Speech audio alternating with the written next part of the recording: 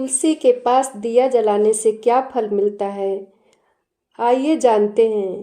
तो दोस्तों नमस्कार, स्वागत है आप सभी का मेरे चैनल पे। दोस्तों एक समय की बात है, देवी सत्यभामा भगवान श्री कृष्ण के पास आकर उनसे पूछने लगती हैं, हे स्वामी, मेरे मन में कुछ प्रश्न उठ रहे हैं, कृपया मेरा मार्गदर्शन करें।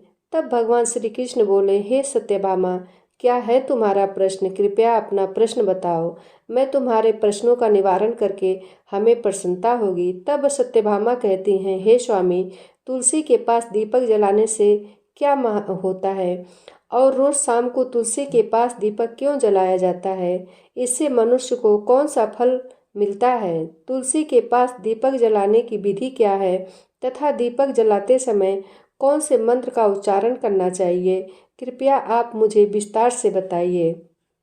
तब भगवान श्री कृष्ण कहते हैं, हे देवी, आज तुमने समस्त संसार के कल्याण की भावना से बहुत ही उत्तम प्रश्न किया है। तुम्हारे इस प्रश्न का उत्तर देने से मैं तुम्हें एक प्राचीन कथा सुनाता हूँ, जिससे तुम्हें तुम्हारे सभी प्रश्नों के उत्तर मिल जाएंगे। शाम को तुलसी के पास दीपक जलाने से जो फल मिलता है, उसी का वर्णन मैं इस कथा में करूँगा, इसलिए तुम इस कथा को ध्यान पूर्वक सुनना। इस कथा को ध्यान से पूरा सुनने मात्र से ही मनुष्य 100 वर्षों तक तुलसी के पास दीपक जलाने का पुण्य प्राप्त कर लेता है। फिर देवी सत्यभामा कहती हैं, हे प्रभु, मैं इस कथा को सुनने के लिए उत्सुक हूँ, कृपया आप इस कथा को मुझसे कहिए। तब भगवान श्री कृष्ण देवी सत्यभामा को वह कथा सुनाने लगते हैं। हे देवी, पूर्व काल की बात है, दक्षिण दिशा में तुंगभद्रा नाम की एक बहुत बड़ी नदी है।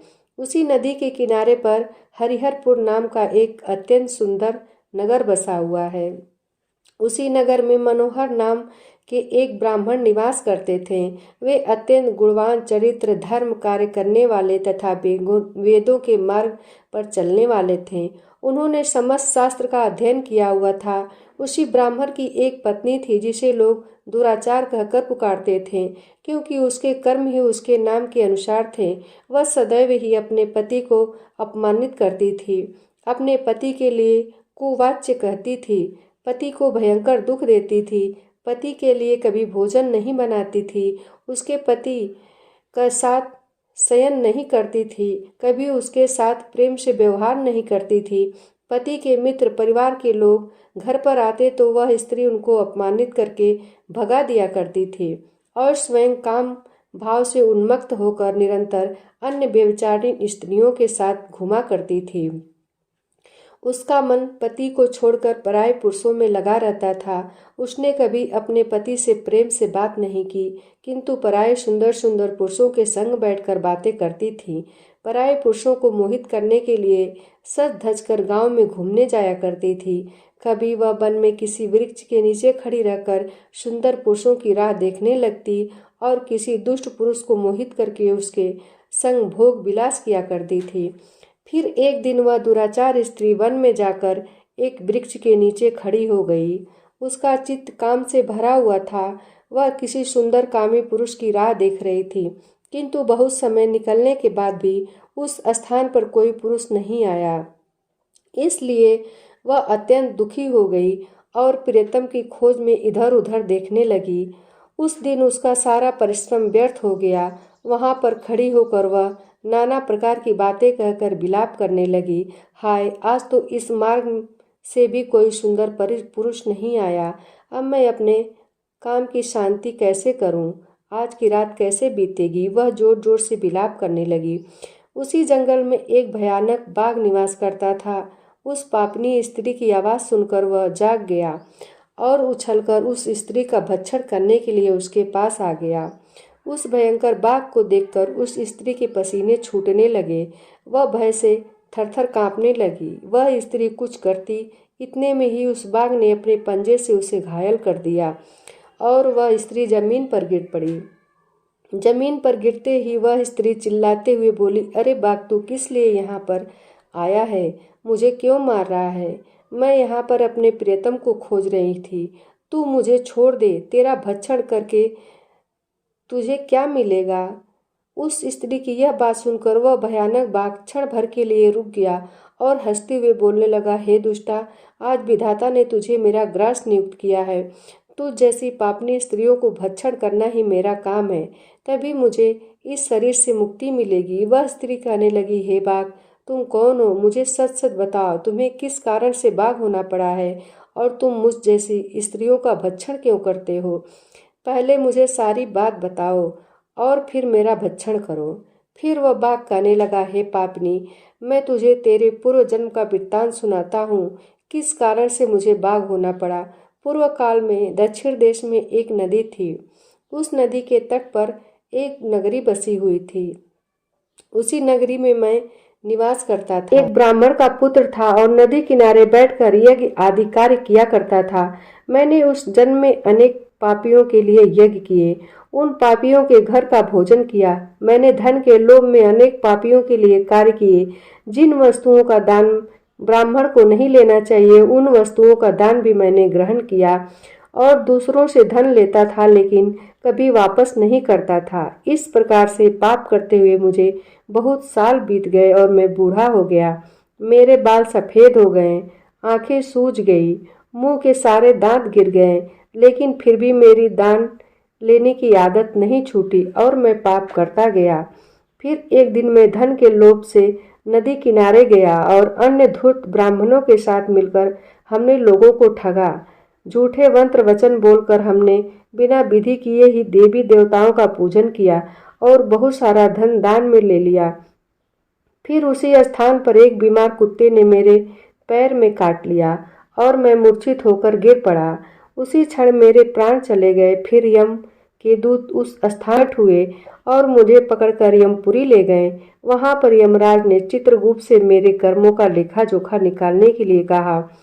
फिर चित्रगुप्त कहने लगे, हे धर्मार्थ, इस ब्राह्मण ने घोर पाप किए हैं। इसने दूसरों से झूठ कहकर धन लूटा है, विधि से पूजा न करके झूठे मंत्र बोलकर भगवान का अपमान किया है, इसलिए यह पापी ब्राह्मण केवल नरक जाने के ही काबिल है। फिर यमराज ने अपने दूतों को आदेश देकर मुझे नरक की अग्नि में डाल दिया। अनेक वर्षों तक नरक की सजा भोगने के बाद मुझे बाघ का शरीर प्राप्त हुआ और मैं इस दुर्गम वन में निवास करने लगा। मैं अपने पूर्व जन्म के पापों को याद करके कभी महात्मा, साधु पुरुष, सती स्त्रियों का भक्षण नहीं करता हूँ। मैं केवल पापी, दुराचारी तथा उल्टा स्त्रियों का ही भक्षण करता हूँ, ताकि मुझे पाप से मुक्ति मिल जाए। इस प्रकार से उस बाघ ने अपने पूर्व जन्म का वृत्तांत सुना दिया और उस स्त्री से कहने लगा, हे पापनी, तेरे आचरण से तू उल्टा दिखाई पड़ती है। अपने पति को छोड़कर तू इस वन में अन्य पुरुष के साथ भोग विलास करने के लिए आई है, इसलिए आज तू मेरा ग्रास अवश्य बनेगी। इतना कहकर उस बाघ ने अपने तीक्ष्ण नाखून से उस पापी स्त्री के टुकड़े टुकड़े करके उसे खा लिया। फिर उस स्थान पर यम के दो दूत प्रकट हुए और उस पापनी स्त्री को उठाकर यमपुरी में ले गए। वहां पर उसे यमराज के सामने खड़ा कर दिया। फिर चित्रगुप्त ने उस स्त्री का लेखा जोखा निकालते हुए यमराज से कहने लगे, हे धर्मराज, यह स्त्री तो अत्यंत पापनी है। इसने घोर पाप किए हैं। इसने व्यभिचार भी किया है। इसने अपने पति की कभी सेवा नहीं की। अपने पति को भूलकर पराये पुरुषों के संग भोग विलास किया करती थी। उसके पापों को सुनकर यमराज ने उस स्त्री को अग्नि से भरे हुए कुंडों में डालने का आदेश देते हैं। अनेक वर्षों तक उसे कुंड में पकाया गया। फिर उसे निकालकर रौरव नामक नरक में डाल दिया गया। इस प्रकार से उसे अनेक वर्षों तक अलग अलग नरकों में डाला गया और नरकों में डालने के बाद वह महापापनी स्त्री पुनः पृथ्वी लोक पर आकर चंडाल के रूप में उत्पन्न हुई।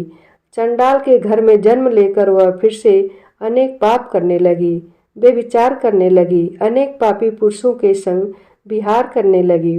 फिर कुछ समय बाद पूर्व जन्म के पापों के कारण उसे कोढ़ का रोग हो गया और वह भयानक पीड़ा सहन करने लगी। उसका अंग अंग जलने लगा, उसके नेत्रों में पीड़ा होने लगी।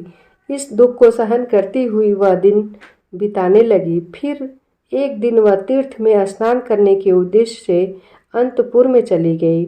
वहां पर वह एक आश्रम के बाहर निवास करने लगी। उसी आश्रम में एक तुलसी का पौधा था। अन्य स्त्रियों को वहां पर तुलसी के पास दीपक जलाते हुए देखकर उस पापी स्त्री ने भी वही किया। उसने तुलसी के पौधे के पास एक दीपक जला दिया। फिर उसी रात हृदय फटने से उसकी मृत्यु हो गई और यमराज के दो दूत उसे ले जाने के लिए वहां प्रकट हुए।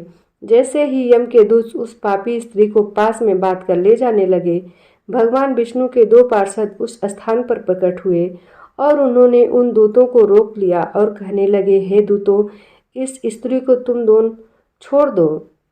स्त्री नरक जाने के योग्य नहीं है। तुम किसके आदेश से यहाँ आकर अधर्म कर रहे हो? फिर यम के दूत कहने लगे, हे पार्षदों, हम यमराज के आदेश से इस पापी स्त्री को उठाकर ले जा रहे हैं, किंतु आप हमें किस कारण से रोक रहे हैं? यह स्त्री अत्यंत पापी है, इसे नरक में ले जाने की आज्ञा मिली है।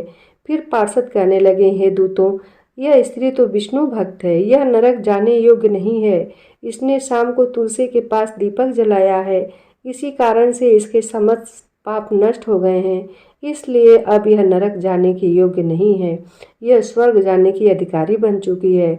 पार्षदों की बात सुनकर उन यमदूतों ने उस स्त्री को उसी स्थान पर छोड़ दिया और यमलोक को लौट गए। वहां जाकर उन्होंने यमराज को सारा वृत्तांत सुना दिया। फिर भगवान विष्णु के पार्षद उस स्त्री को दिव्य विमान में बिठाकर स्वर्ग लोक को ले गए। भगवान श्री कृष्ण कहते हैं, हे देवी सत्यभामा, इस प्रकार से तुलसी के पास केवल दीपक जलाने मात्र से ही मनुष्य के सभी पाप नष्ट हो जाते हैं। जो स्त्री नित्य शाम को तुलसी के पास दीपक जलाती है वह सौभाग्यशाली बनती है। उसके पूर्व जन्मों के सभी पाप नष्ट हो जाते हैं, उसे सुख समृद्धि की प्राप्ति होती है। रोज तुलसी के पास दीपक जलाते समय इस मंत्र का उच्चारण अवश्य करना चाहिए। ओम तुलसी देव्ये च विद्महे विष्णु प्रियाय च धीमहि तन्नो बृंदा प्रचोदयात्। श्री कृष्ण कहते हैं, हजारों अमृत के घड़ों से नहलाने पर भी श्री हरि को उतनी तृप्ति नहीं होती जितनी वे मनुष्यों के द्वारा तुलसी का एक पत्ता चढ़ाने से प्राप्त करते हैं। 10,000 गौदान से मानव जो फल प्राप्त करता है वही तुलसी पत्र के दान से पा लेता है। जो मृत्यु के समय अपने मुख में तुलसी पत्र का जल पा जाता है वह संपूर्ण पापों से मुक्त होकर श्री कृष्ण के धाम जाता है। दोस्तों, सनातन हिंदू धर्म में तुलसी के पौधे का विशेष महत्व है। इसकी सबसे पहले पूजा भगवान विष्णु ने की थी। श्री हरि कहते हैं, जिस प्रकार से देवी लक्ष्मी वैकुंठ को ऐश्वर्य प्राप्त करती हैं, उसी प्रकार से वैकुंठ में तुलसी के कारण ही पतिव्रता प्राप्त है। पृथ्वी लोक पर जिस स्थान पर भी तुलसी का पौधा होगा उस स्थान पर कभी बुराई का वास नहीं होगा। ऐसा स्थान सबसे अधिक पवित्र होगा। इसी कारण हमें हमारे घर में तुलसी का पौधा अवश्य लगाना चाहिए। इस प्रकार से भगवान श्री कृष्ण ने तुलसी के पौधे के पास दीपक जलाने का महत्व बताया। दोस्तों, यह कथा कैसी लगी? अगर अच्छी लगी हो तो एक लाइक अवश्य करें। नए चैनल पे नए हो तो सब्सक्राइब जरूर करें। मिलते हैं अगली कथा में, तब तक के लिए धन्यवाद।